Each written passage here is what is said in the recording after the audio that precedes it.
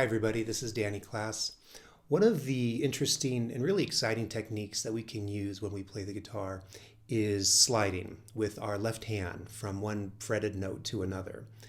This is really a useful technique regardless of your skill level, whether you're a beginner or an expert, because of just so many variables that play in, whether it's sliding back and forth, sliding down, increasing the notes, let alone with chords. And so today's lesson is going to focus on the basics of sliding with single note lines, and I'm also going to show you how you can slide with chords, which is really cool. Just a little more difficult because it takes some more pressure on your left hand. Okay, so we can start and stop anywhere, but I thought what I would do would be to keep it in the key of G. That'll make sense when we get to the chords, and to kind of keep it in the first position for now. So let's go to the C, which is here on the second string on the first fret. And the fingers don't really matter for sliding. I mean, after all, you can slide with your pinky. It's harder, but we'll just kind of focus and slide on our index finger for now. Okay, so the technique is really everything here. And it's not that difficult, but there's just a kind of correct order to do things. The first thing you do, of course, is to hit the note, or finger pick or flat pick, it doesn't matter. And generally speaking, you want to hit it strong or strongish. You don't want to hit it weak because that's going to make the slide more difficult to hear, lower volume. Okay. Then you want to wait, and I'm going to exaggerate it, wait just a little bit, and then slide to your destination. And this destination will be the D, the third fret.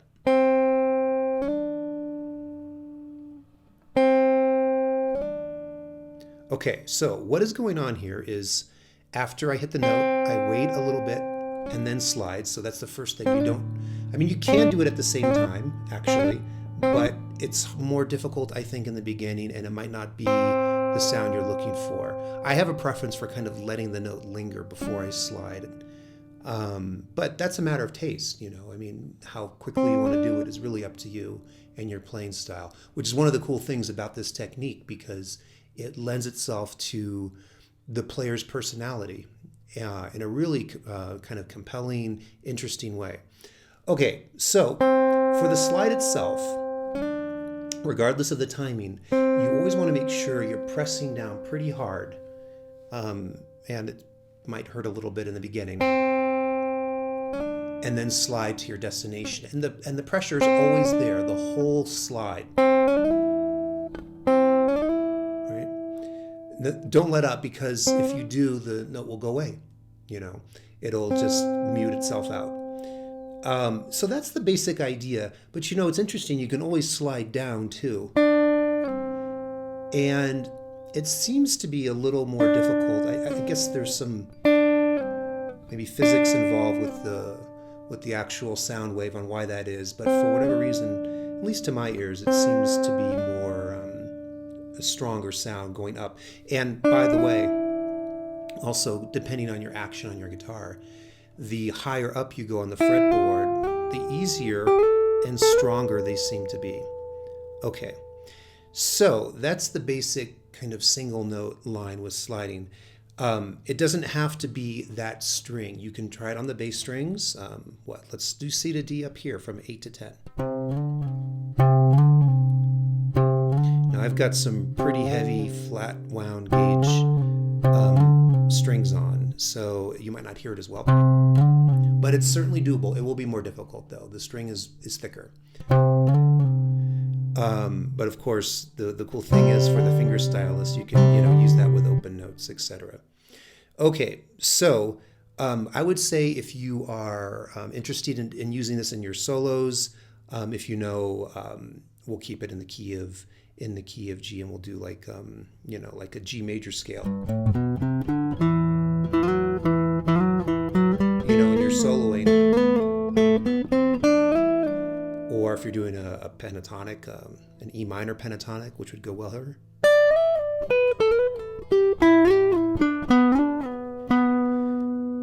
So I'm a big fan of using slides and scales And so if you're new to this, I'd encourage you to check it out and see if it works for you and for the sound you're trying to get. That really is the whole thing, isn't it? If it's not the sound you want, then don't use them as much. And, you can try other things like just the note itself or bends or hammer-ons or pull-offs, etc. Okay, now the next thing that I'd like to show you are the idea, kind of taking the whole, my favorite question, playing the guitar is what if, What if we slid whole chords? It's totally doable. It is more difficult. So let's try a bar version first. We're here at a mini C bar chord. I'm on the 5th fret, strings 4, 3, and 2, and I'm barring with my first finger. And can I slide to a D, which is just a D major chord, which is up 2 frets. We're able to do it. You're sliding 3 strings now, so you want to make sure your pressure, if it's the sound you want, is equivalent on all strings, but it is more difficult. Or, you can even go up from, say, the D to the G. Definitely harder, no question about it. Although, maybe on your guitar it might be easier, it just depends. Okay, and then the last one I'd like to show you is a slide from the C chord, which some of you probably know already. Just C major chord in the first position, and I'm not playing the top E. I'm not sure why. I guess I could, but let's just do it without for now. And what if we slid those fingers, everything up 2 frets, and keeping that G going? Well, what we're left with is a D add 4 chord. This is in the key of G because there's an F sharp that keeps it in that key, in the key of G major.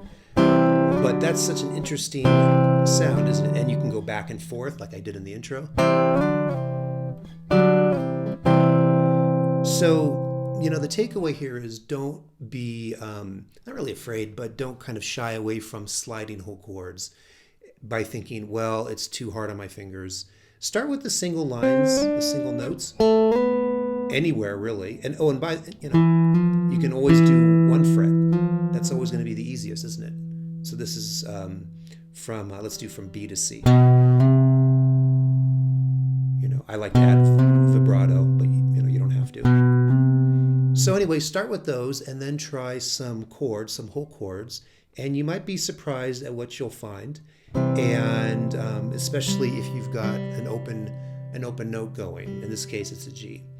So hopefully you found that useful, and you think perhaps that's something you might want to use down the road in your playing, whether it's soloing or your own compositions. Thanks so much for watching. Stay well, and I will see you next time. Bye-bye.